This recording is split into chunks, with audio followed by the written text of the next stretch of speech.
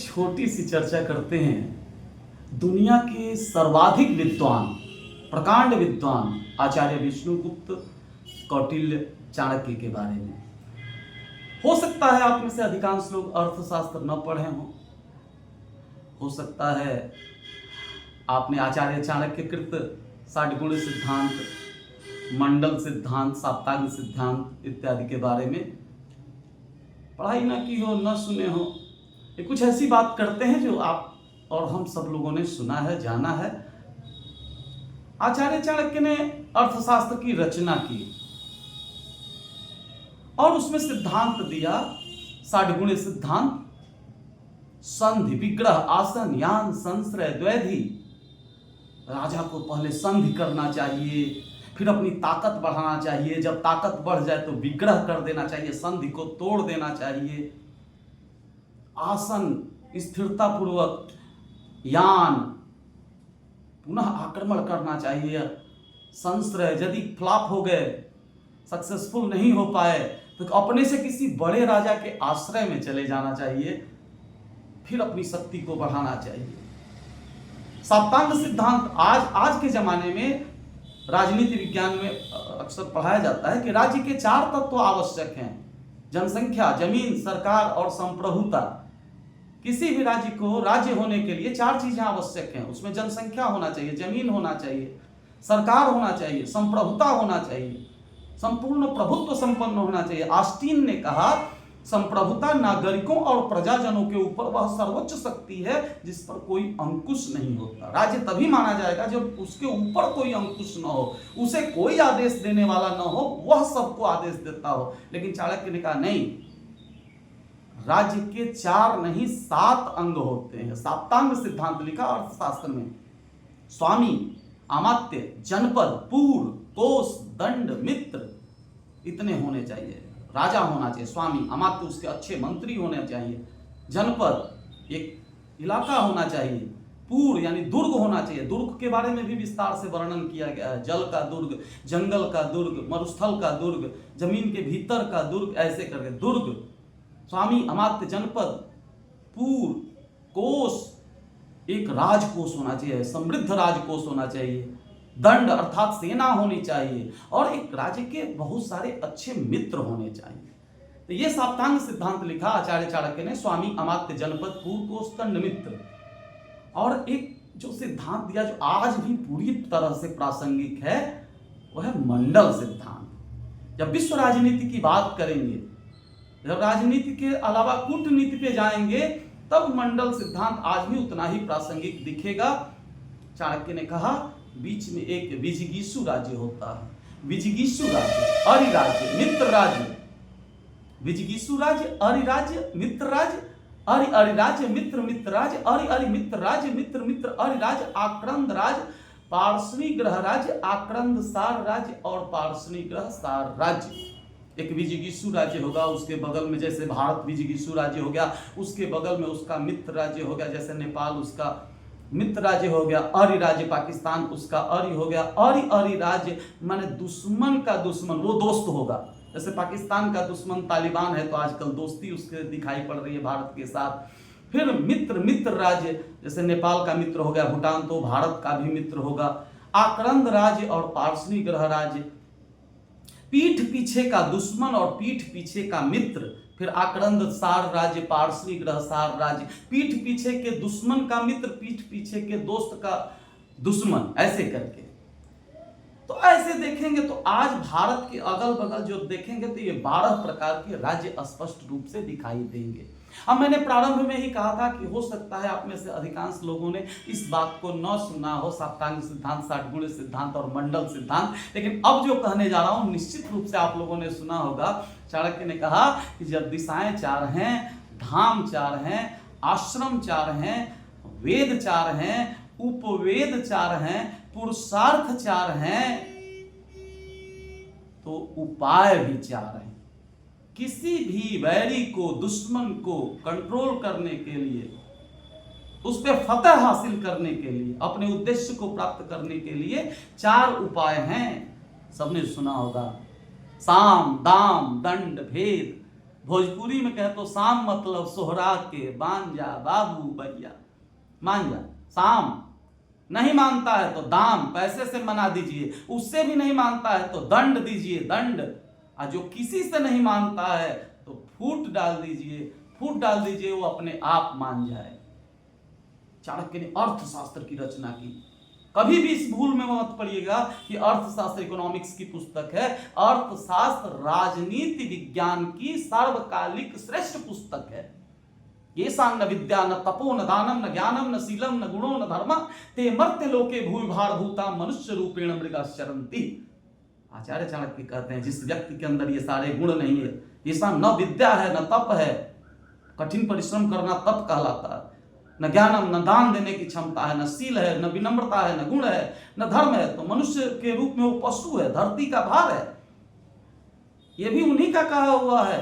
माता शत्रु पिता बैरी येन बालो न पाठिता न शोभते सभा मध्य हंस मध्य बको यथा। माता शत्रु पिता बैरी हैं जो बच्चों को पढ़ाते नहीं है। हमें गर्व है कि हमारे देश में इतने महान प्रकांड पंडित का जन्म हुआ था। तक्षशिला के आचार्य चाणक्य थे। और सिकंदर का आक्रमण हुआ, भारत के एक महान शासक आम्भी ने हाथ मिला लिया सिकंदर से मित्रता हो गई। अब लगा कि पूरा भारत पराधीन हो जाएगा, गुलाम हो जाएगा। उस समय भारत का ताकतवर साम्राज्य था मगध। चाणक्य तक्षशिला से पैदल यात्रा करते हुए मगध पहुंचे।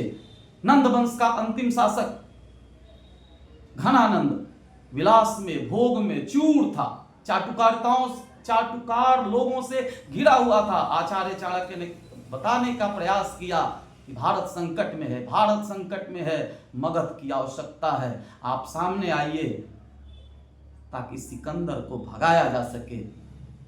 और तब सत्ता के मद में चूर शासक ने कहा, एक शिक्षक हमको समझाएगा, एक साधारण शिक्षक समझाएगा कि राजनीति क्या होता है। और आचार्य चाणक्य की आंखें लाल हो गई। और आपने सुना होगा चाणक्य ने कहा, शिक्षक कभी साधारण नहीं होता घनानंद, प्रलय और निर्माण दोनों उसके गोद में पलते हैं। आचार्य चाणक्य ने अपनी शिखा खोल दी। तब तक नहीं बांधेंगे जब तक कि नंद वंश का समूल नाश नहीं कर लेते। आपने वो सुना होगा, कुश गड़ गया था पैर में, तो आचार्य चाणक्य उसके जड़ में मट्ठा डाल रहे थे। किसी ने पूछा ऐसा आप क्यों कर रहे हैं? आचार्य ने कहा इसलिए कि मट्ठा डाल देने से दोबारा ये पनपेगा नहीं, दोबारा उगेगा नहीं। शत्रु का समूल नाश कर देना, घाव को समूल समाप्त कर देना, कर्ज को समूल समाप्त कर देना, यह जीवन का उद्देश्य होना चाहिए। ऋण, घाव और शत्रु का समूल नाश होना चाहिए, ऐसा चाणक्य का मत था। और तब एक सामान्य बालक चंद्रगुप्त को उन्होंने अपना शिष्य बनाया, उसे ज्ञान दिया, शस्त्र विद्या दिया, शास्त्र विद्या दिया।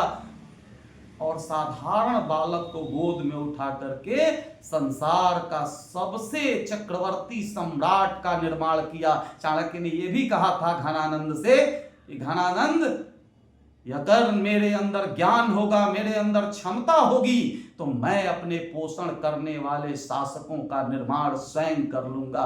चाणक्य ने एक शानदार, जानदार और महान शासक, मौर्य वंश के संस्थापक चंद्रगुप्त मौर्य का निर्माण किया।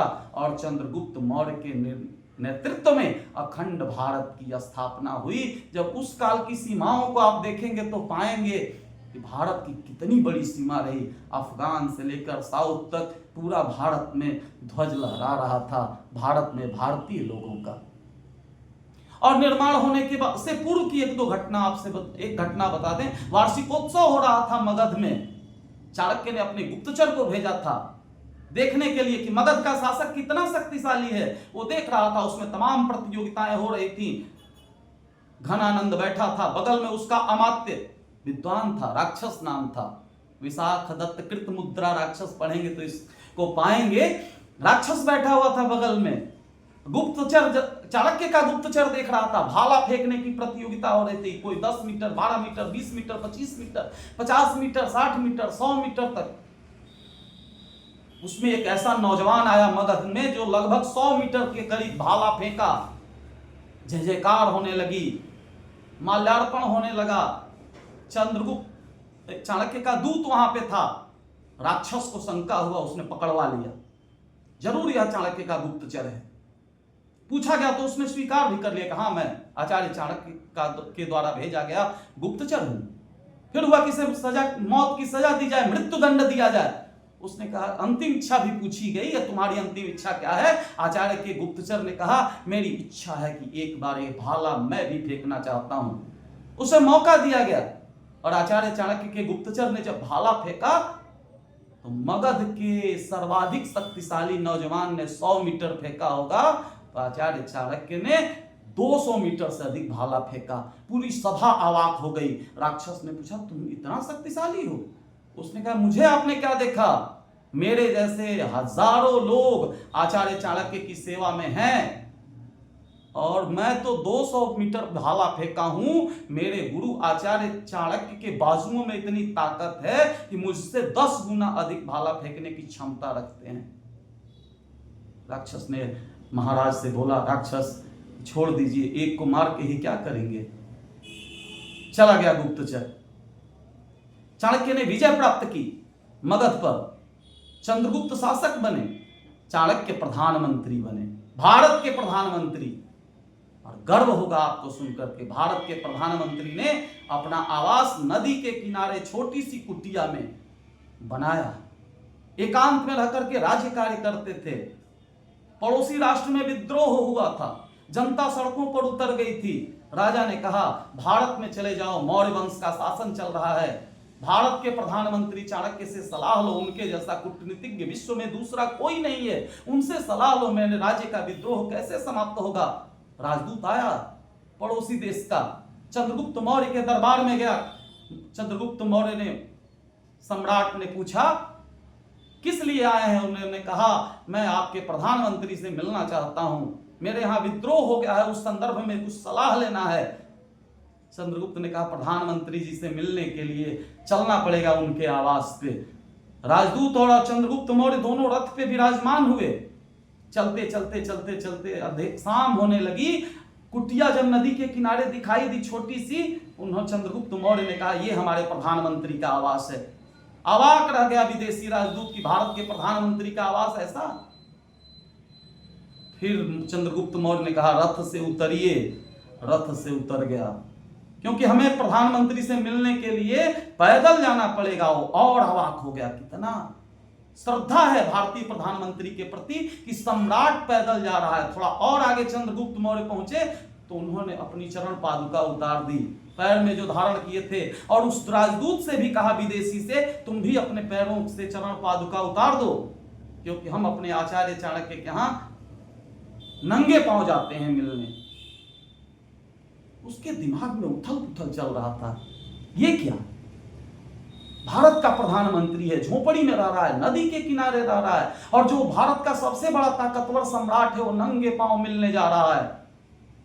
नंगे पांव पहुंचे दोनों तो चाणक्य दीपक जल रहा था और चाणक्य लिख रहे थे, आचार्य चाणक्य। फिर आचार्य चंद्रगुप्त ने कहा, ये विदेश से आए हैं, राजदूत हैं। चाणक्य ने कहा, राज्य के कार्य से आए हैं या अपने कार्य से? भारत के कार्य से आए हैं कि अपने कार्य से आए हैं? बताया गया कि नहीं, वो निजी कार्य से आए हैं। चाणक्य ने तुरंत मुंह से फूंका, दीपक बुझा दिया, फिर दूसरा दीपक जलाया। बताइए क्या बात है। तब उस राजदूत ने पूछा कि हे आचार्य, मुझे आप इतना बता दीजिए कि आपने दीपक बुझा के नया दीपक क्यों जलाया? आचार्य चाणक्य ने कहा कि इसलिए मैंने जलाया कि वो जो दीपक जल रहा था, भारत सरकार के पैसे के तेल का दीपक जल रहा था, और मैं भारत सरकार का काम कर रहा था, अपने राष्ट्र का कार्य कर रहा था। राष्ट्र का कार्य करने के लिए राष्ट्र के तेल से राष्ट्र का कार्य हो रहा था। तुम्हारा कार्य निजी कार्य है, इसलिए मैं अपने निजी परिश्रम से प्राप्त किए हुए धन का तेल जला करके तुम्हारा कार्य करूंगा, तुम्हारा मार्गदर्शन करूंगा। बताओ क्या कार्य है? दूत ने कहा, मुझे मेरे प्रश्नों का उत्तर प्राप्त हो गया। जिस देश का प्रधानमंत्री इतना ऊंचा सोच रखता हो कि जनता के पैसे के तिल तिल का हिसाब रखता हो, उसे बर्बाद न करना चाहता हो, उस राज्य में कभी विद्रोह हो ही नहीं सकता। मैं इस पूरी घटना को जाकर के अपने राजा से बताऊंगा। मुझे विश्वास है कि हमारे राष्ट्र में होने वाला विद्रोह दब जाएगा और भविष्य में भी नहीं होगा। ऐसे थे हमारे आचार्य चाणक्य। चर्चा हम करेंगे, एक लंबी चर्चा हो जाएगी। आज पूरी दुनिया के प्रत्येक विश्वविद्यालयों में राजनीति शास्त्र में चाणक्य का नाम आदर और सम्मान के साथ लिया जाता है, आदर सम्मान के साथ पढ़ाया जाता है, उनके ग्रंथों को पढ़ाया जाता है। आज भी आचार्य चाणक्य का उद्देश्य था एक मजबूत और शक्तिशाली राष्ट्र की स्थापना करना, और शक्तिशाली राष्ट्र की स्थापना तभी हो सकती है जब मजबूत और शक्तिशाली राजा होगा। यदि ईंट से एक एक ईंट जोड़ के भवन बनता है, यदि ईंट खराब होगी तो भवन खराब होगा। नागरिकों से राष्ट्र का निर्माण होता है। जिस देश के नागरिक उच्च कोटि के रहेंगे, निश्चित रूप से वह राष्ट्र भी उच्च कोटि का होगा। आचार्य चाणक्य ने कहा, एक राष्ट्र को जब इतना वह राष्ट्र सक्षम हो जाए कि अपने सीमाओं की सुरक्षा कर सके, तो उसे उसके बाद अपने सीमाओं का विस्तार करना चाहिए। सीमा की रक्षा नहीं, सीमा का विस्तार करना चाहिए। आज भारत की सरकारों को सोचना चाहिए, चाहे किसी भी दल की सरकार हो, हमारी सीमाएं लगातार संकुचित होती गई। आचार्य चाणक्य के काल में मगध की सीमाएं सर्वाधिक ऊंचाइयों को प्राप्त की, सर्वाधिक दूर तक सर्वाधिक विस्तार हुआ मगध का। और हमारे काल में अफगानिस्तान हमारे हाथ से चला गया, पाकिस्तान हमारे हाथ से चला गया, बांग्लादेश हमारे हाथ से चला गया, तिब्बत हमारे हाथ से चला गया, कश्मीर लग रहा है जाने जाने जैसे तैसे रुका हुआ है, बंगाल की स्थिति खराब है, भारत के भीतर नक्सलाइट प्रॉब्लम है, सीमाओं पर तनाव है। स्थिति कितना अक्साई चीन हमारे हाथ से चला गया। यह वही चाणक्य का देश है जिसकी सीमाएं संकुचित होते होते होते होते कितना समाप्त हो, कब क्या हो जाएगा कोई भरोसा नहीं है, कितना छोटा हो जाएगा, कितना सिकुड़ के, क्या फिर पाटलिपुत्र में जाके हम लोग सिमट जाएंगे।